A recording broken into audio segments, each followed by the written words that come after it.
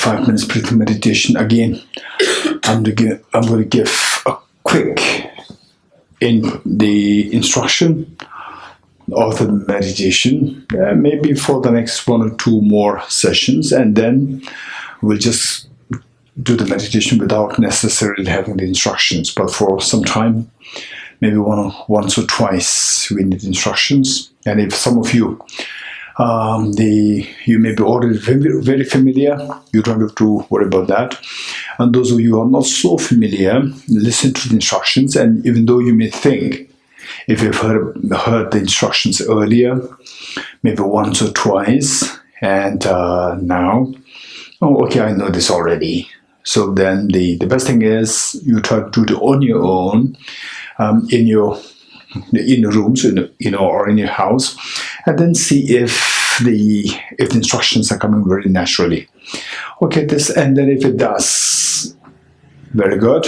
If not, this is to tell us that we need the clear instructions. Okay, with this in mind, for the instruction of the single point, so meditation, overall speaking, is of 2 kinds: analytical and single point of meditation. And why we need to have these 2 the meditations is for the reason that finally we must not forget the agenda of our life. What the purpose of life? What's the meaning of life? The meaning of life, whether we are successful in accomplishing it or not, but at least the vision that we have and the mission that we need to undertake is twofold: that to get rid of all my suffering and to have the maximum happiness. These are the 2 things. And then if you fall into this category, if you fall under this category, who want to push away all the suffering and who want to embrace happiness to the best you can, then this is what we should be doing, knowing that all the miseries, why the miseries? We attract the miseries, we push all the suffering, is for finally one ultimate cause, that is ignorance. And then the whole purpose for studying the Analytical course is not expected that you should become a Buddhist. This is not the goal. The goal is that you should become the happiest person, that you should stay away from the suffering.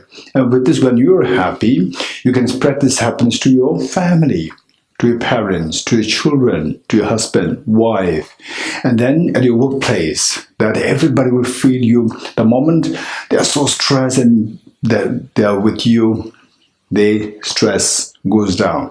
If that is happening, that's a purpose.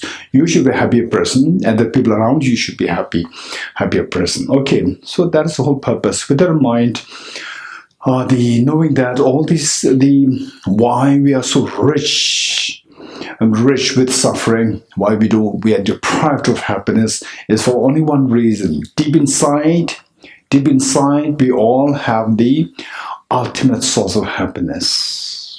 We have the ultimate treasure happens within each one of us. It doesn't matter whether boy, girl, Hindu, Muslim, Christians, Jains, Jews, Buddhists, Baha'i, the Parsi, non-believers. It doesn't matter. Everybody has this. The ultimate treasure happens within yourself. The point is, to what extent you can unfold this treasure.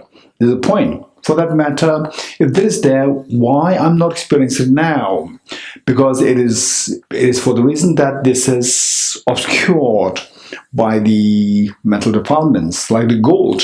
When mixed with the soil, when mixed with the mud, the gold doesn't glow. Although the very nature of the gold is to glow, but it doesn't glow because the glow is being obstructed or obscured by the soil or the dirt. So likewise, why this treasure is not manifesting now, why you don't see it now, is because that is obscured by the mental defilements. That's a fact, and it doesn't matter. Only if you're a Buddhist, you have this treasure.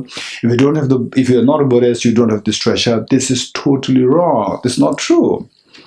And Buddha, in fact, before the Buddha appeared on this earth, this reality that everybody has this treasure ultimate happiness was true, is true, will be true, even before the Buddha Shakyamuni appeared. So therefore, it's not about Buddhism. It's about your true nature, that you should be the happiest person, that you should have no suffering. Let us not forget this. And then meanwhile, after embracing the study of the Nalanda Diploma course, then some of you may be very impressed. We feel convinced about this, and then some of you may be a little sarcastic about your family values, your family traditions, so forth. That is where we are going truly wrong.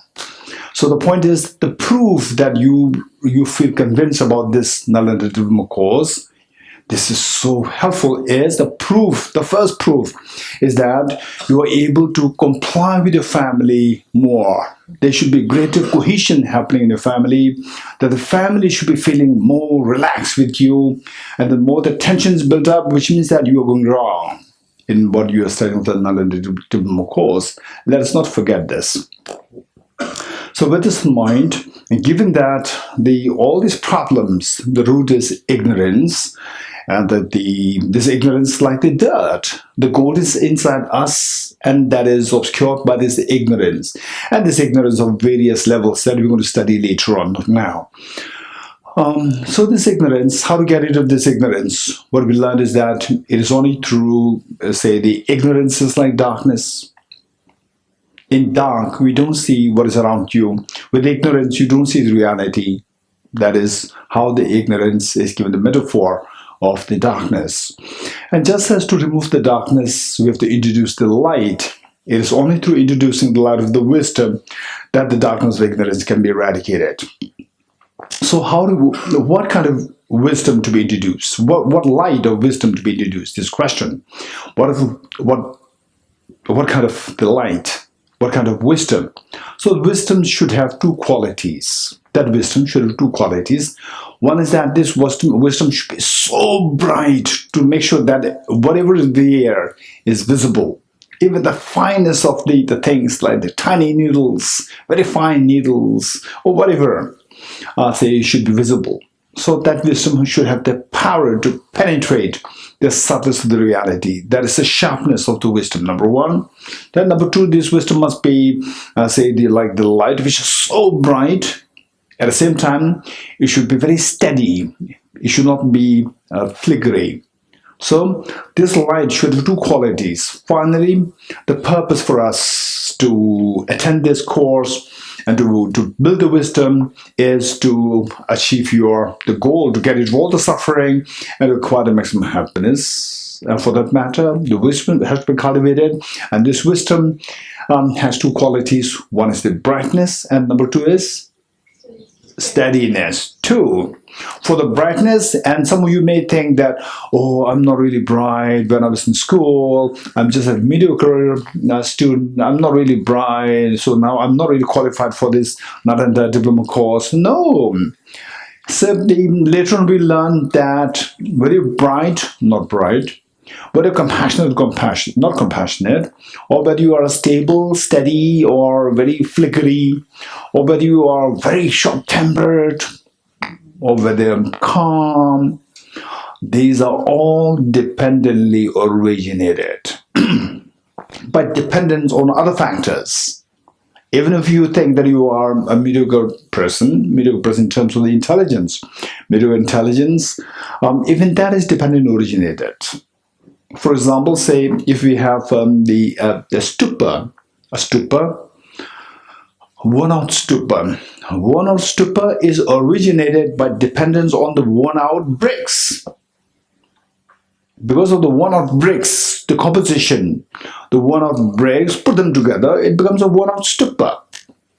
So if you want to change this stupa from this worn-out to a very brilliant stupa, remove the worn-out bricks one by one, replace them with the golden bricks, remove another worn-out brick, replace it with the golden brick. Over time, it will glow. The same stupa will start to glow. You see that it becomes a beautiful stupa. Once it was a one-off stupa. Now it's a very beautiful stupa. Likewise, each one of us. Even though some of you may think that I'm not really a compassionate person, this study is expecting us to become a very compassionate person. I'm not an intelligent person, and this study is emphasizing on the sharpness of the mind. I'm not really of that. No, it doesn't matter. It doesn't matter. Just don't compare yourself with other people. If you, by comparing with other people, if it helps you to invigorate your growth, do it. Whereas you, by comparing with other people, if it retards your growth, don't do it. Compare it with yourself. You compare it with yourself when you were the day one you joined the Nalanda diploma course. And then as you are closer towards the end of the course, compare yourself when you were the day one you were here, say 5 months, 10 months, and so forth. Compare with yourself, your earlier self. So that way we see that you see the benefit. So with this, in a way, what we're doing is that the factors which are responsible for us not being sharp is not studying. So remove that factor of not studying. How to remove that?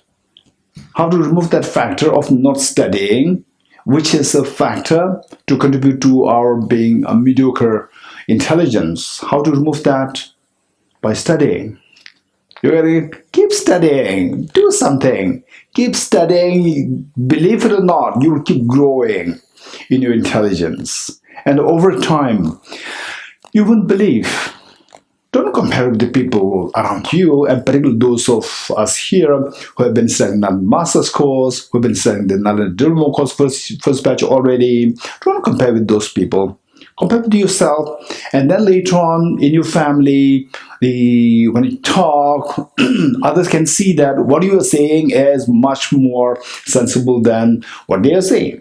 What you are saying is much more sensible than what you were saying 1 year ago, 10 years ago, 5 years ago. You're getting it? If this is what you can feel, this is your success of the growth of your intelligence. Okay, so with this in mind, this mind must be cultivated in two ways, in broadly speaking 2 ways. One is the sharpness, and number 2 is the steadiness. For the sharpness, it has been done. Okay, how many of you in your life you suffered from tuberculosis? Anyone? Raise hands.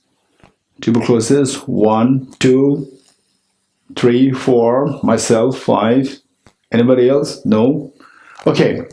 So the raise hands again. What they? Raise your hands. Okay. What's your name? Huh? Ranjana. Okay. Let's say Ranjana. Did you take medication? Okay, you took the medication. So say what we do is that your name, Ridinla. Say, okay, let's say that you suddenly become sick and you go to hospital, and the doctor says that it's tuberculosis. What will you do? Hey, tell me, what will you do? You will go to buy the medicines. You'll go to get the medicines. You're getting it. You will ask for the prescription from the doctor. Then you get the prescription. And then you go to buy the medicines. And you ask the doctor, is it true that if I take this medicine, my problem will be over? Guaranteed. You're getting it? Okay. So which means you take these medicines, your problem will be over. And today you take the first dose, and then tomorrow, the problem is still there. You go to the doctor. My problem is not over. You said if I take the medicine, my problem will be over. I took the medicine and it's not over. Then what will the doctor say? Take the full dose. Take the full dose. Or if you really don't see the doctor, you go to Ranjana. Ask Ranjana, what should I do? The doctor told me that if I take this medicine, I'll be cured. I took the medicine yesterday and I'm not cured. What will you say? Hey Ranjana. Mike.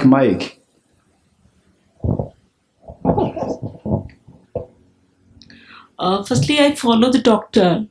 What the doctors say. No. What I'm saying is somebody comes to you, said that I was diagnosed tuberculosis yesterday, and the doctor prescribed me the medicines yesterday, and the doctor promised me that if I take the medicines, my problem will be over. So I took the medicine yesterday, and today the problem is not over. What do you say? When the problem is solved, then I'll say thanks to doctor. No. Okay, anybody else? Anybody else? Yes. What will you say?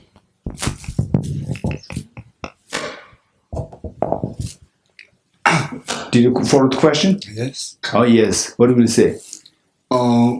We have to complete the 6 months course. Okay, it is not just one day. You're getting it? Okay, do you know your name? Tenzin Yangpel. Tenzin Yangpela. Tenzin Yangpela is saying is that this medicine has to be repeated. It's not just one dose is not sufficient. One dose is not sufficient. It has to be repeated for, at the moment, it should be repeated 6 months. Earlier, like 20 years ago, 30 years ago, 40 years ago, it should be repeated 1 year, for 1 year. You're getting it? But now, the medication, the medicines have improved a lot. So if you can repeat for, you have to repeat for 6 months. It's not just 1 day. You get it? So repeat it. You take the same medicine, repeat it for 6 months. So what we say, the efforts that you put in to sharpen your mind, efforts that you put in to stabilize your mind, these two efforts should be repeated. Repeated, so that intelligence will be built and the stability will be built. You're getting it? We have to repeat that. Repeating the procedures to stabilize your mind, repeating to sharpen your mind. This repetition is known as meditation. So the meditation is to repeat the procedure to stabilize your mind and to sharpen your mind. That is known as meditation. You're getting it? Meditation. In other words, say Tibetan word is gom. It also has a connotation of komba means to familiarize, to habituate. Familiarize means to repeat it, to repeat the same thing, then you become familiar with that. Familiarization, meditation, they have the same connotation. You're getting it? Okay, so the point is that what we need to do is that we need to eradicate the tuberculosis of the ignorance. Right? Just study to come to Tibet for one day, another diploma was, and then he said that your ignorance will go on. The next day is not gone. If this is your question, then go to Yambela. Right? Then he will tell you that it should be repeated. So that is known as meditation. So meditation, there are two. The purpose is to build the sharpness and build the steadiness to the stability. And to build the sharpness, this meditation is known as analytical meditation. Build the steadiness, the meditation is known as single-pointed meditation. Analytical meditation and single-pointed meditation. So therefore the meditation plays a very important role. So given that you are part of Nalanda Diploma course, you should be more professional when you speak about meditation. Oftentimes people who are very naive in their understanding of meditation, oh, I started meditation, I went to one course and they said that you have to meditate, so now I'm meditating for like 2 hours a day, 1 hour a day. Actually, this, I hope I mentioned very clearly last time that in a way this person is very unfortunate not to get a good instruction. So that meditation is becoming like a medicine turning into poison. You're getting it? And how? Even that you have to learn. How? Don't just follow me blindly. You're getting it? Okay, I'm not going to go into detail about that part. So of the two, what we are studying, for example, like the last time, the biography of Buddha Shakyamuni, then the three tenets of Dharma, and then all these things, they are meant to sharpen your mind. And then the more detailed sharpening the mind is the wisdom of emptiness, bodhicitta, the four C's, and so forth, which we're going to study a little in more detail over time. So these fall under the category of analytical meditation. Now what we're going to do here for a very brief period, this is going to be a single-pointed meditation. And technically speaking, now being a part of Nalanda Diploma course, you're expected to know both the vocabularies, the vernacular language, vernacular vocabularies, as well as the technical vocabularies. Vernacular meaning when you meet with the other people who are not really exposed to the philosophy, and if you say the shamatha, then the vipassana, and then the say the wisdom of emptiness, so forth, they will not understand anything. Nirvana, Buddhahood, they will not understand anything. It's purely religious. It's not religious, but for them, to their ears, it sounds like religious. It's nothing to do with the real life. But what is nirvana? Eradication of your suffering. What is Buddhahood? To embrace the maximum happiness. You're getting it? And who wants that? Religious people or non-religious people? Both. Boys or girls? All. So therefore, this is how we should be very professional now. That you should be in the two worlds. The world of the vernacular world and world of the professionalism about these concepts. You're getting it? Say the same concept you should be able to express in two forms. One in the vernacular language and the other in the technical language too. Now, technically speaking, the analytical meditation, of course, the analytical meditation itself is the very technical term, and meanwhile, you find the usage of the word vipassana for the analytical meditation. And for the single-pointed meditation, it is known as shamatha. And for the analytical meditation, it is known as vipassana. Okay, now one clarification is required here. So the vipassana, it's the Goenkaji's vipassana is very popular. So this vipassana and what we are talking about here, the vipassana, don't mix up the two things. So the same vocabulary, for example, the president. Okay, our president, let's say, our president came to my house to have a cup of tea, and we went to Lajpat Nagar for a shopping. Oh, president came with you, right? What? President came with you, president, without security. President with security means which president? President of India, you're getting it? President, the same label has various connotations. One, the president of India. One, the president of my private association.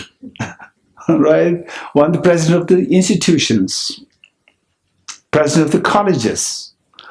Okay, just a little digression to make it,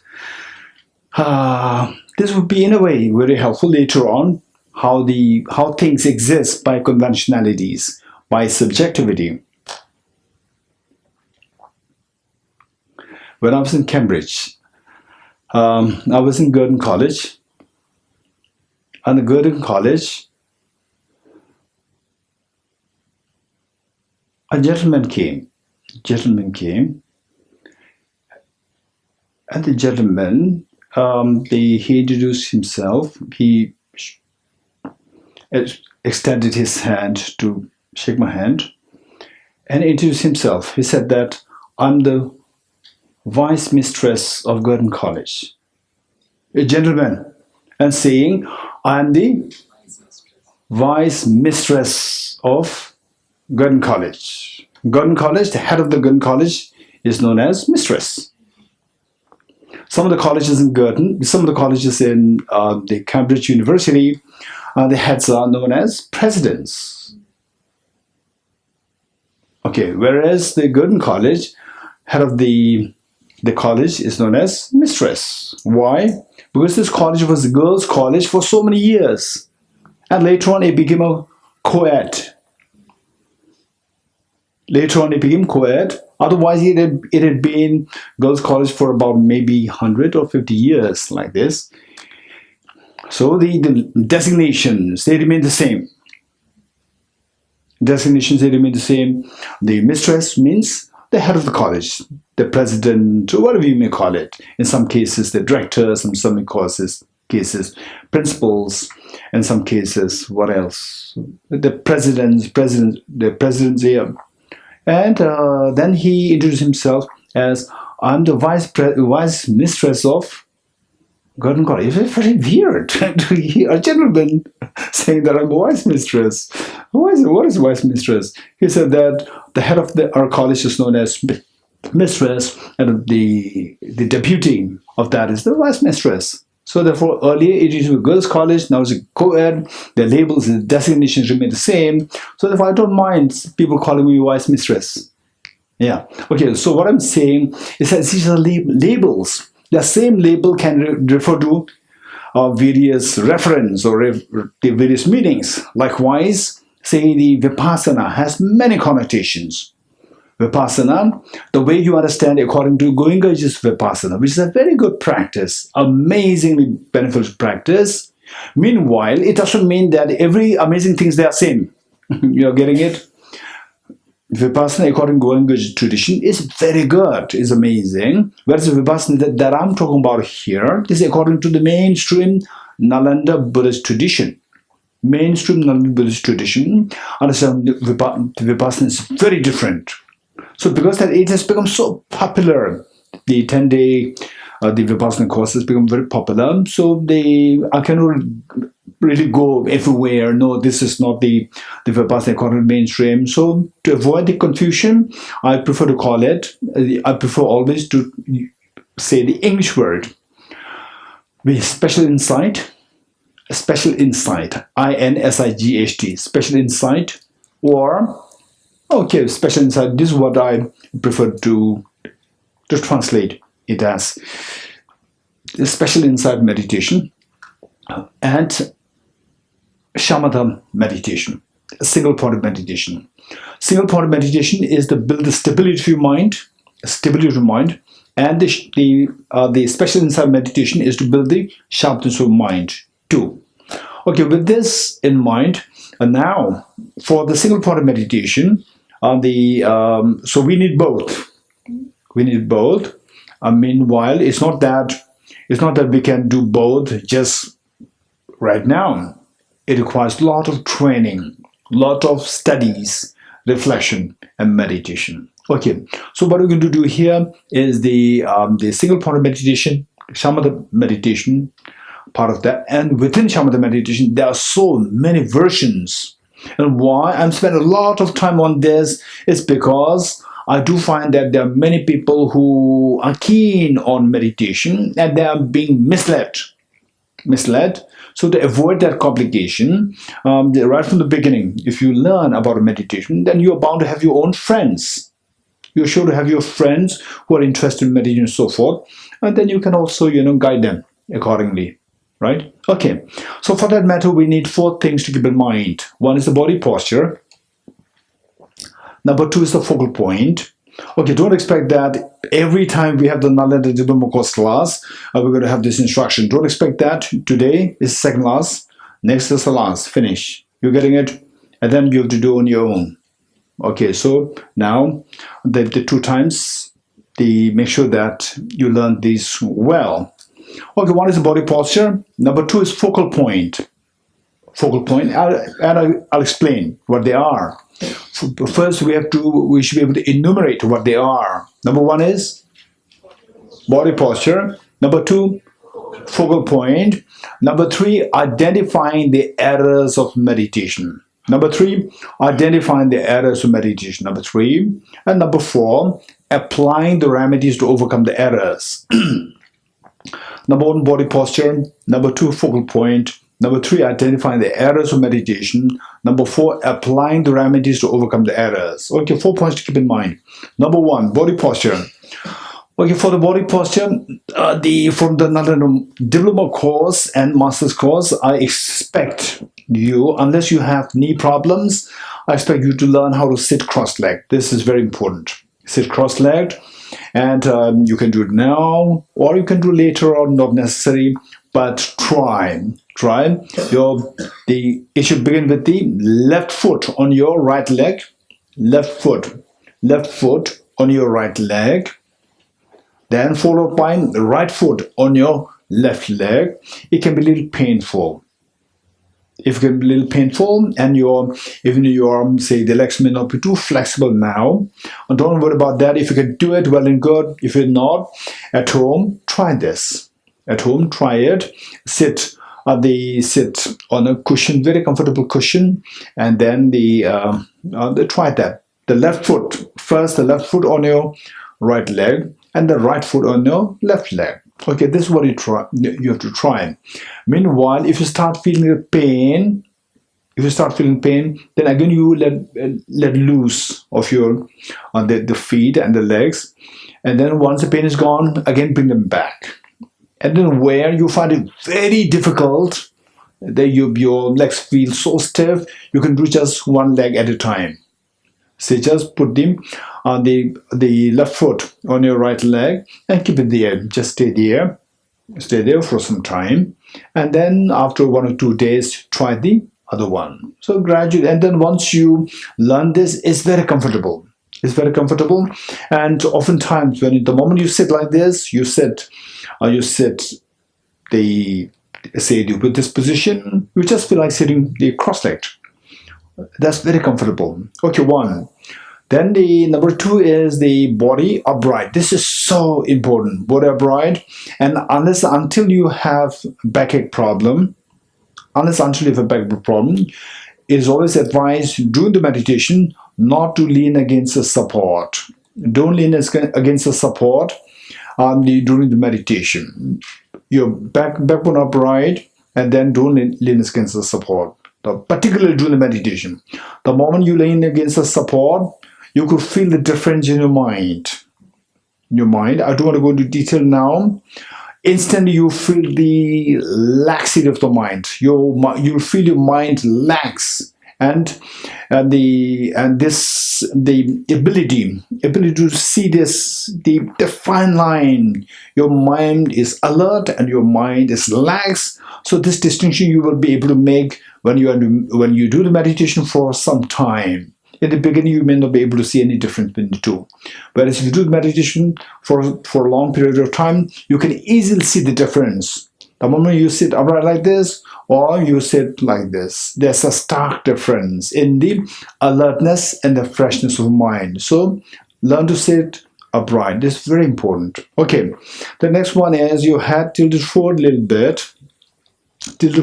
bit, and your eyes not closed. This is extremely important. Your eyes not closed, and particularly now in the diploma course, I would really expect you to follow the instructions verbatim. Don't close your eyes. Keep your eyes naturally half open. Don't strain your eyes. Just naturally half open. 45 degrees cast down. 45 degrees cast down. Very naturally. Don't force. Don't strain your eyes. Okay, this is what we're going to do. And then here in Delhi, because of the pollution, we keep your eyes open like this, and then automatically it'll make you to blink your eyes. If that happens, try your best not to blink. Whereas if it is so unbearable, itching, then you can blink it once. And then if it's so severe, in some cases you may have the eye problems where the tears to moisten your eyes, the tears can be very strong and viscous, very salty. So because of some problems, if that is happening, then you can keep a wet towel, clean wet towel, and then just dilute the eye tears with this to remove the very viscous, salty tears. Okay, so that can be very rare. It may be rare. Okay, this is one thing. And in other words, keep your eyes half open and the 45 degrees cast down. That's it. Okay. Then the tip of the tongue should touch the upper palate to avoid excessive accumulation of saliva in your mouth. And then breathe naturally. Don't force a breath. Don't control a breath. Let the breath flow very naturally. And then meanwhile, the teeth and the lips, keep them in the natural course. Okay. The next, your right hand on your left hand, right hand on your left hand, and the tips of the two thumbs joining, tips of the two thumbs joining, two thumbs standing, two thumbs joining, two thumbs standing, and the two thumbs standing up, not flat, up, and place the two hands in your laps in the restful state, in the very relaxed state. And while your body is upright, make sure that your body is very flexible. It should not be rigid. It should be flexible. It should be very rigid. Okay. So once in a while, for beginners, it is very important that once in a while you keep an eye on your own body to see if your body is already rigid. Unintentionally, your body might have become stiff.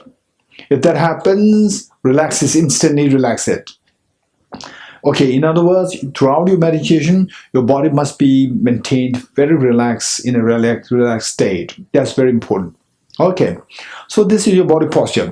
Meanwhile, the cushion plays a very important role. The cushion, particularly in your rooms, for your meditation, on the cushion, don't make the cushion small like what we have here. This cushion that you have is too small for your regular meditation. You're getting it? And if there's no choice, that's fine. Otherwise, if you do have space, and then make it a little bigger, like this size, what I have, a little bigger. And it should not be too soft. It should not be too hard. If it's too soft, it will have a very profound laxity effect on your mind. If it is too hard, then instantly you will start feeling pain, the leg pain. These pains will happen. So therefore, it should be, it should not be too rigid also. Too rigid meaning that, it should be very precise. Where can I get this particular cushion? Don't think about that. So the best would be, say, the one with the cotton. And oftentimes, for example, what we have here, this is on the memory foam. But a memory foam, it may pamper you too much. Memory foam may pamper you too much because later on, it's not that you're always in your house for meditation. Once in a while, you may have to travel, and then you don't have the memory foam there. Just for one day, you can't really buy memory foam, right? And then you cannot meditate. So therefore, you should, while keep in mind, the mattress should not be too hard or too soft. This is just what you keep in mind, not necessarily very precise. Don't be too finicky about overly choosy about the mattress. Otherwise, then the meditation is eventually to learn how to meditate 24/7. It's not like only when you have a good cushion that you can meditate. You're getting it? Okay, so under any situation you should be able to meditate with a good cushion, bad cushion, standing, sitting, or under whatever situation. Okay, so but this is your body posture. Then what is number 2? Focal point. Okay, what are we going to meditate on? This is the most important thing. So many people, they say, okay, now I'm meditating. The body is amazingly perfect posture like this for 2 hours. What he or she is thinking about the shopping malls, about all these works, about the fights, about the conflicts, these things. And it looks so nice, right? And people think, wow, is meditating for 1 hour, 2 hours. It's just it's not meditation. It's meditating on the anger, meditating on the craving for this thing, right? Busyness of your life. So this is just a self-deception. So meditation, what you should meditate on, focal point, that's very important. And focal point, there are hundreds and thousands of versions, and it's not that what you're doing here is the correct one and all others are wrong. This is not the case. All are correct provided they come from a very standard traditions. That's very important. With this in mind, what you're going to do here is a very simple one, very simple yet very effective if you are consistent with the meditation. You're getting it? Okay. So what we do is that there are two things. There are two things try, what I would suggest, try both. Try both. And later on, over time, after about like 1 month or 2 months, 3 months, then when you see that, oh, I cannot manage both simultaneously, then you can go for one. Whereas right from the beginning, don't give up easily. You're getting it? So we have to take the medicines for the dose for 6 months, not for 1 day, right? So people say that, okay, should I try it and it did not work? For how many months you tried? 1 day? This is too much. You're getting it? Okay, so what I do is that I try to make things very easy. It doesn't mean that the reality is that easy, right? And reality is not that difficult also. Some people make it very difficult. Emptiness is very difficult. Only the Geshes, Khenpos, and this great Rinpoches, we are not really meant for that. This is not true. Everybody can understand. In fact, as I told you, I don't know whether it's you or the other group, that they say, I studied emptiness for all these many years, almost like 30 years. Studied, and my personal passion is also there. Not just study for the sake of studies. My personal passion is also there. Despite that, we never know. You may realize emptiness before I. You may study emptiness for just, the like few years, 2, 3, 4, 5 years, and then you realize emptiness way before I realize emptiness. Despite me having put so much effort, my passion, and everything on this for the last 30 years, and you just spending like 5 years, 6 years, you may realize emptiness way before me. We never know that. You're getting it? But so therefore, what I'm saying is that it is not that difficult. It is not that easy also. Right? Okay. So with this, what we should be doing? There are two things. One is just counting the breath. Just counting the breath. And with the breath, there are many versions. One version which is very little complicated is that not counting the breath, but following the breath. Following the breath. This we're not going to do here. Only if you are really interested, and then personally, I may be able to share that with you. But otherwise, for all of us, the best thing is what we're doing now, the easy one, right? Okay, we are not following the breath. We are counting the breath. Counting the breath means just breathe in, breathe out in its natural course. Breathe in, breathe out. Cycle 1. Cycle 1 consists of breathing in and breathe out. Inhalation, exhalation. Both are there in one cycle. And you do this like 21 times. 21 times. This is counting the breath without, count the breath. Then number 2, multitasking. Alongside counting the breath, we also do visualization. Visualization of a tiny dot, tiny white dot, 1 mm or 2 mm in diameter, 1 mm and 2 mm in diameter, tiny white dot between the nose and the upper lip. Okay, scratch this, touch this spot and feel it. Do you feel it? Don't look at it with your eyes. Without looking at it, do you feel it? Okay, if you could feel it, okay. When I say, do you feel it? You said yes. When you say yes, that mind which says yes, I'm feeling it, it is not your eye consciousness, it is not the body consciousness, it is your mental consciousness. So that your eye consciousness is not going to meditate, the body consciousness is going to meditate, it is your mental consciousness which meditates. You're getting it? Which says yes, I could feel it. That mind which says yes, that is one which is known as the mental consciousness. That is what we're going to meditate.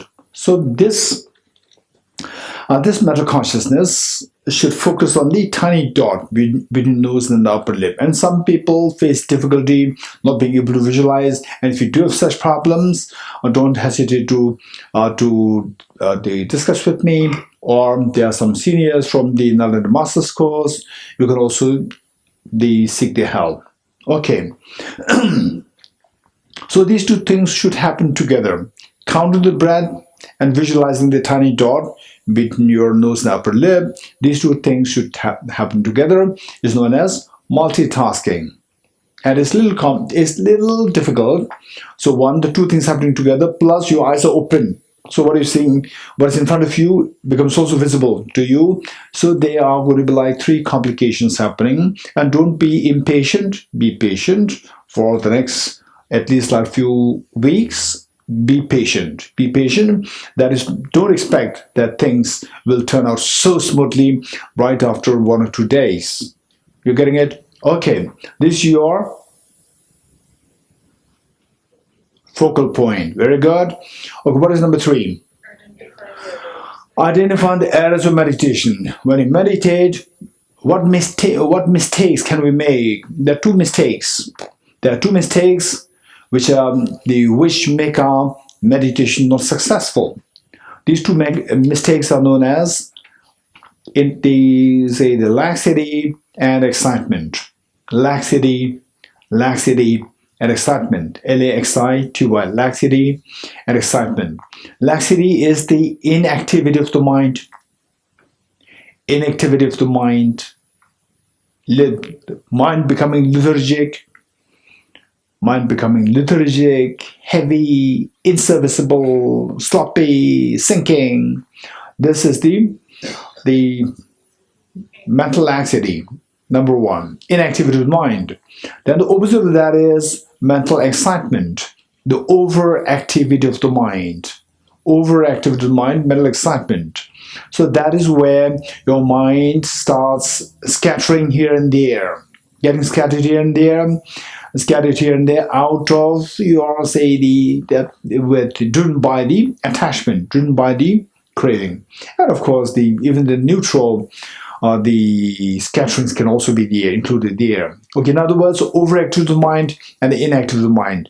So these two things will they are the hamper. They hamper your the meditation to be successful. So when these two things happen, of course, we are bound to fall prey to one of these two or both. If that does happen, no need to freak. Go for the number 4. What is number 4? Applying the remedies to overcome the errors. And remedies, there are 2. Introspection and mindfulness. Introspection and mindfulness. Okay, number 1, introspection. Okay, say your mind, which is otherwise to be meditating, this mind, the meditative mind, it is like your pet dog. Your pet dog, you expect the pet dog to be always around you.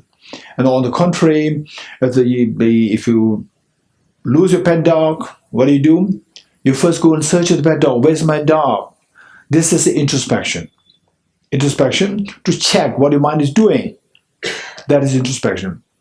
Okay, once you see the dog, the job of the introspection is done. The next is the job of the mindfulness. Once you see the dog, then the job of the searching for the dog, that is done. Now you use the rope to tie the dog with the rope, bring it back home and tie it to the pillar at your home. Likewise, when you see that the mind is distracted, is already, say, going around the shopping malls or the laundries, or the laundry to do, I've shopping to do, I've this in the office work to do, this deadline, that deadline, why I'm not getting promotion, why this person got promotion, my salary, I didn't get salary on time. All these things happen. Your mind is not on the focal point. It is already distracted. It's already somewhere else.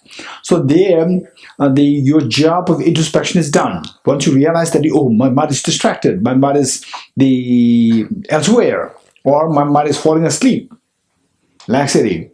Once you identify that, the job of the introspection is done. Now, next is the job of the mindfulness. Job of mindfulness is to bring the mind back to the intended object of the meditation. You getting it? Okay. This is the application of the remedies to overcome the errors. Okay, ready? 5 minutes.